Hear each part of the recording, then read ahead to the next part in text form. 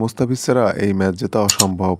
Do or die ম্যাচে কোহলিদের বিপক্ষে ছন্নছাড়া বোলিংয়ে শেষ চারে খেলার আশা ভঙ্গ হলো চেন্নাই সুপার কিংসের। আরসিবির বিপক্ষে গুরুত্বপূর্ণ ম্যাচ হেরে মুস্তাফিজ এবং বিসিবিকে সম্পূর্ণ দায়ী করলেন মহেন্দ্র সিং ধোনি। ম্যাচ শেষে সংবাদ সম্মেলনে মহেন্দ্র সিং ধোনি বলেন, বাংলাদেশ ক্রিকেট বোর্ডের কারণেই আমরা এই ম্যাচ হেরেছি। বাংলাদেশ ক্রিকেট বোর্ড তাদের শিশুসুলভ সিদ্ধান্তের কারণেই মুস্তাফিজকে জিম্বাবুয়ের বিপক্ষে খেলানোর জন্য অনেক আগে নিয়ে গেছে, যার ফল আমরা এখন হাতে হাতে পাচ্ছি। এই ম্যাচে মুস্তাফিজের মতো একজন বোলার খুব প্রয়োজন ছিল। তার স্লোয়ার কাটার আমাদের জন্য খুবই গুরুত্বপূর্ণ ছিল।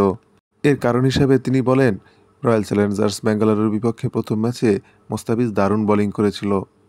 তার ওই 4 ওভারে 4টি উইকেটই আমাদের ম্যাচ ঘুরিয়ে দেয়, যার ফলে আমরা রয়্যাল চ্যালেঞ্জার্স ব্যাঙ্গালুরুকে স্বাচ্ছন্দ্যে হারাতে পেরেছিলাম। কিন্তু এবার তা আর হলো না।